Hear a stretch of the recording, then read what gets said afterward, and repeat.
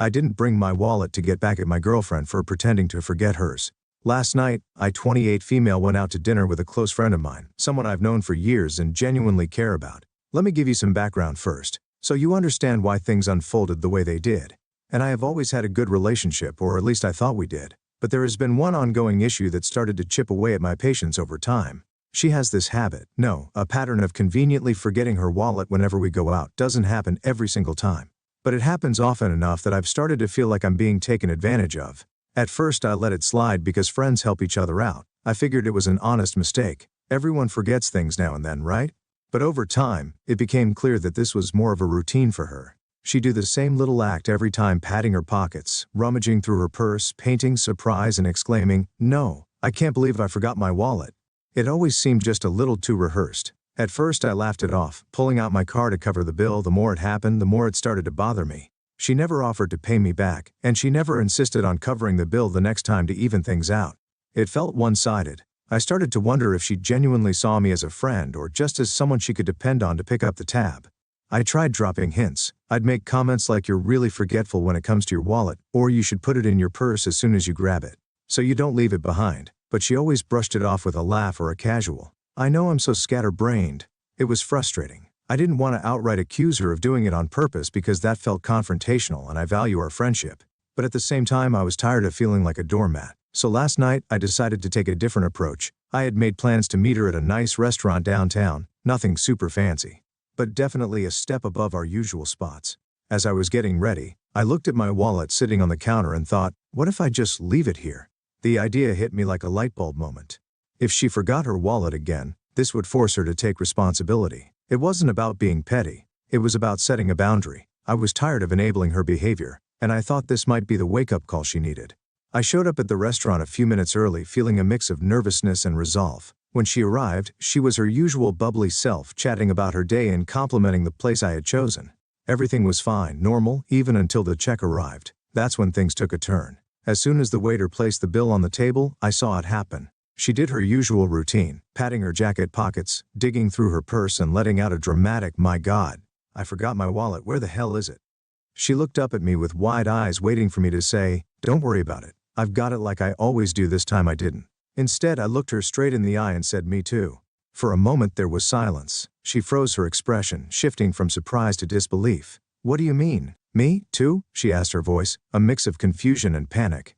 I shrugged, trying to keep my tone casual. "I forgot my wallet at home too. I guess we're in the same boat."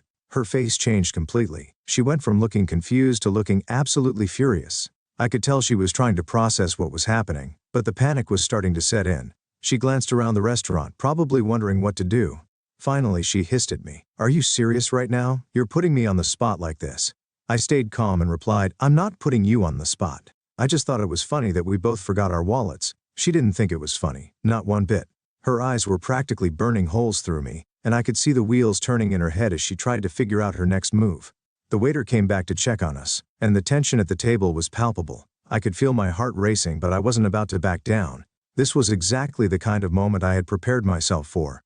To my relief, she ended up using Apple Pay to cover the bill. I didn't even know she had it set up on her phone, but apparently she did. As soon as the transaction went through, she leaned back in her chair and glared at me.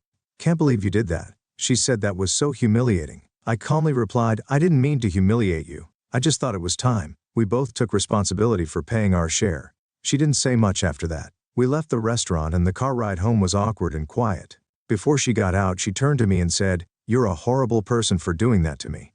Friends don't embarrass each other like that." I didn't know what to say, so I just nodded and said, "I'll see you later." She slammed the door and walked off, leaving me sitting there, feeling a mix of guilt and frustration. On one hand, I felt bad for making her feel uncomfortable. On the other hand, I didn't feel like I had done anything wrong. I wasn't trying to humiliate her. I was just trying to hold her accountable. Was that so unreasonable? I'm left wondering if I went too far. Maybe I should have talked to her directly about how her behavior was making me feel instead of staging this little experiment. But at the same time, I feel like I've been more than patient with her, and she's the one who created this situation by repeatedly taking advantage of me. Was I wrong? Am I the bad guy for leaving my wallet at home to prove a point? Or was this a necessary step to address an ongoing problem without confrontation? Update 1. A week after the awkward dinner, I was still replaying the night over and over in my head. I had felt justified in my actions at the time, but But her angry words stayed with me. "You're a horrible person for doing that to me." I crossed some unspoken line of friendship by letting her fend for herself. I felt a mixture of guilt and frustration, but more than anything I felt exhausted. I didn't know how to move forward with someone who clearly didn't value fairness in our friendship. Then seemingly out of nowhere she tested me. Her message was short but surprisingly heartfelt. She apologized for her reaction at dinner, and said she had been feeling embarrassed and caught off guard that night. She admitted she hadn't handled it well and said she wanted to make it up to me by taking me out for dinner. It was the first time in all these years she had offered to treat me, and the sincerity in her tone gave me pause. Maybe she really had reflected on her behavior. Maybe my little experiment had finally gotten through to her. After some thought I agreed. I didn't want to hold a grudge and I valued our friendship enough to give her another chance. We made plans to meet at a trendy pizza place downtown, one of those Instagram-worthy spots with exposed brick walls, Edison bulbs and artistical everything. When I arrived, she was already there waiting at a cozy table near the window. She greeted me with a big smile and a hug, acting as though nothing had happened the week before. Her energy was warm and upbeat, and for a while I thought maybe this dinner would mark a fresh start for us. We spent the first half of the evening catching up. She asked about my work, genuinely interested for once, and even complimented my outfit, saying I looked so put together. It was nice, comfortable, even the tension from the previous week seemed to melt away. And I started to feel hopeful about repairing our friendship. Then the check arrived. I felt my chest tighten as the waiter placed the small leather folder on the table between us. I didn't reach for it, deciding to let her take the lead since she had been the one to invite me out. She opened it, glanced at the total, and reached into her purse. My heart was pounding in anticipation, and then it happened. The familiar pause. She froze, her hands still in her bag, and let out a soft sigh. "You won't believe this," she said, looking up at me with a sheepish smile. "My Apple Pay isn't working and I left my wallet at home again. Can you cover me this time? I promise I'll venom you as soon as I get home." I felt my stomach drop. There it was, the same old excuse repackaged slightly, but just as flimsy. After everything that had happened, she was still playing the same game. I stared at her, trying to keep my expression neutral. Inside, though, I felt a mix of disbelief and disappointment. Was she serious? Had she learned nothing? "That's weird," I said, keeping my voice calm. "You could always call the bank, or I'm sure the waiter will be okay, splitting the check if you need time to sort it out." She laughed, nervously brushing off my suggestion. "No, it's fine, I'll figure it out," she said, her tone casual, but I could see it. Flicker of panic in her eyes. She knew she'd been caught, even if she wouldn't admit it outright. After a moment, she excused herself to the restroom, leaving her purse on the table. As she walked away, I stared at the bag, my mind racing. I wanted to believe her. I really did, but something didn't sit right with me. Her behavior, her tone, the timing of it, all it felt calculated. The memory of all the other times she'd forgotten. Her wallet came flooding back, and I couldn't shake the feeling that this was just another performance. Curiosity got the better of me. I glanced around the restaurant to make sure no one was watching, then leaned forward and peeked into her open purse. My heart sank. Sitting right there in the side pocket of her bag was her wallet. It wasn't hidden or tucked away. It was right there in plain sight. The neat leather fold practically mocked me as I stared at it. All this time I had given her the benefit of the doubt. I had told myself she was just forgetful, that maybe she was overwhelmed or distracted. This wasn't forgetfulness. This was deliberate. I sat back in my chair, my mind racing. This wasn't just a one-off mistake or even a bad habit. This was a conscious choice. She had looked me in the eye and lied, fully expecting me to clean up her mess yet again. And for what? To save a few bucks, keep up some facade that she wasn't capable of pulling her own weight. When she returned to the table, she acted as though nothing had happened. She smiled, thanked me for waiting, and asked if I was ready to leave. I nodded, still trying to process what I had just seen. She didn't mention the bill again, and I didn't either. I had already made up my mind. I wasn't going to cover for her. When the waiter came back, I handed him my card and asked him to split the check. Her expression shifted just for a moment, but she quickly covered it with a forced smile.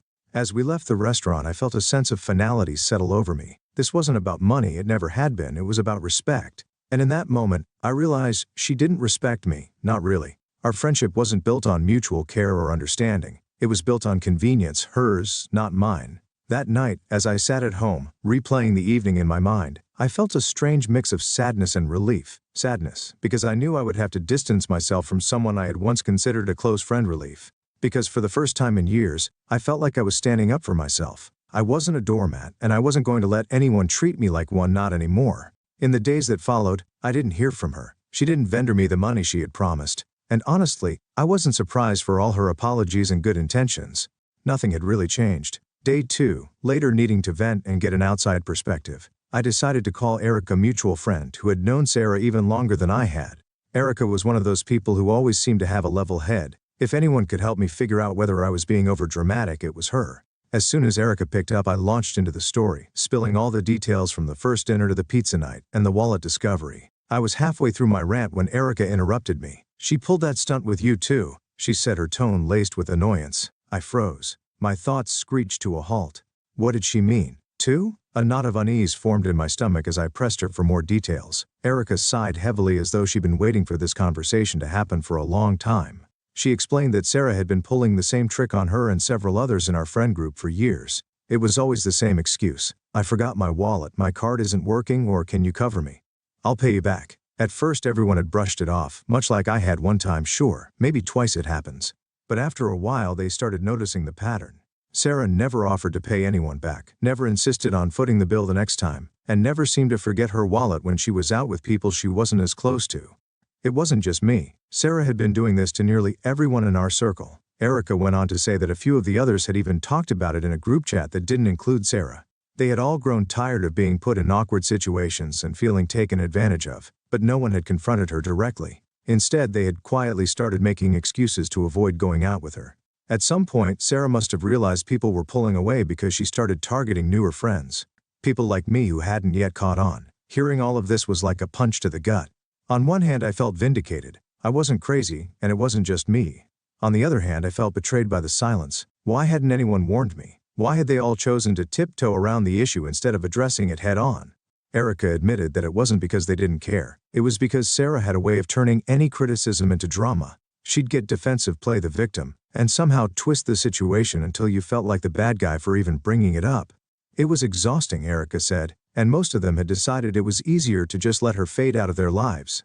That explanation hit me harder than I expected. I had been sitting here questioning my own judgment, wondering if I'd overreacted or misread the situation, when in reality, Sarah had been pulling the same stunt on multiple people for years. Yet instead of confronting her, everyone had chosen avoidance. They let her behavior continue unchecked, leaving others like me to deal with the fallout. Date 3. Fueled by everything I had learned, I realized I couldn't let this slide any longer. The weight of her actions had grown too heavy, not just for me, but for everyone she had taken advantage of. If I didn't address this directly, I would only be adding to the cycle of silence that had enabled her behavior for so long. The next day, I texted Sarah asking if she could meet me for coffee. I kept the message simple and vague, not wanting to tip her off about the conversation we were going to have. She responded quickly, agreeing to meet, and I set a time and place. When I arrived at the coffee shop, I felt a mix of nerves and determination. This wasn't going to be easy, but it was necessary. Sarah walked in a few minutes later, her usual bubbly demeanor in full force as she waved and sat down across from me. I didn't bother with small talk. I had rehearsed what I was going to say so many times that it felt almost robotic when the words started spilling out. As I began explaining what had been bothering me, her cheerful expression faltered. Her smile faded, replaced by a look of discomfort that only deepened as I laid everything out. I told her how her repeated excuses about forgetting her wallet had become a pattern that others had noticed, not just me. I brought up the countless times she had relied on someone else to pay, never offering to make things right or acknowledging how unfair it was. I let her know that if she was struggling financially, that was something we could have worked through together. But the lying, the manipulation, and the consistent disregard for her friend's generosity weren't acceptable. As I spoke, I could feel the tension building between us. She was uncharacteristically quiet, her face a mix of embarrassment, anger, and something I couldn't quite place. When I finally finished, there was a long, uncomfortable silence. I braced myself for an explosion, some kind of denial, an accusation, or even an attempt to make herself the victim. But when she finally responded, her reaction took me by surprise. She didn't deny it, she admitted it. The truth came tumbling out raw and defensive like a dam breaking under pressure. She explained that she had been pretending to forget her wallet because she felt pressured to keep up with the rest of us. She talked about how expensive some of the places we chose to go were, and how she didn't want to feel left out or judged for not being able to afford them. She admitted that in her mind, letting someone else cover the bill was a way to avoid the awkwardness of saying she couldn't afford to join. She framed it as a survival mechanism, a way to protect herself from feelings of inadequacy and shame. As I listened, I felt a strange mix of emotions. On one hand, I understood where she was coming from. It couldn't have been easy for her to constantly feel like she was falling behind, especially in a group where everyone else seemed to have their finances in order. On the other hand, her justification didn't excuse the hurt she had caused. It didn't make up for the years of lies, manipulation, and the sense of betrayal she had inflicted on people who genuinely cared about her. There had been countless opportunities for her to be honest, to have an open conversation about her struggles, but instead she had chosen to take advantage of the very people she called her friends. After our conversation, I left the coffee shop feeling drained, but also relieved. It wasn't a perfect resolution, but at least the truth was finally out. I had said my piece, and now it was up to her to decide how to move forward. I didn't know if she would take responsibility for her actions or if she would continue to make excuses. But either way, I felt like I had done what I could. A few days later, a group message popped up on my phone. It was from Sarah. The tone of her message was different from anything I had ever seen from her before. She started by apologizing, not just to me, but to everyone in our friend group. She admitted to what she had been doing, explaining that it had started as a way to cope with her financial struggles, but had spiraled into something she wasn't proud of. She acknowledged the hurt she had caused and promised to do better. She also said she understood if anyone needed space from her or didn't want to continue the friendship. What stood out most to me, though, was her promise to make amends. She said she was working on figuring out how much she owed to each person and would be reaching out individually to settle her debts. She also said she planned to take a step back from group outings until she could contribute equally without relying on others to pick up the slack. It was the kind of accountability I hadn't expected, but desperately hoped for. The responses from the group were mixed. Some people were quick to forgive her, expressing their support and understanding. Others were more hesitant, saying they needed time to process everything. A few didn't respond at all. As for me, I felt cautiously optimistic. Her message felt genuine, but actions would speak louder than words. If she truly wanted to rebuild trust, it would take more than just an apology. In the weeks that followed, Sarah made an effort to follow through on her promises. She reached out to me personally, asking how much she owed me and transferring the money within hours. She also started suggesting cheaper, more low-key hangouts that didn't involve expensive dinners or outings. It was clear she was trying, and I appreciated that. But even with her efforts, things between us didn't fully go back to normal. There was a distance that hadn't been there before, a lingering sense of caution that I couldn't quite shake. I didn't doubt her sincerity, but trust once broken is hard to rebuild. Whether our friendship fully recovers remains to be seen. But for now, I'm content knowing that I stood up for myself, and that the cycle of silence has finally been broken.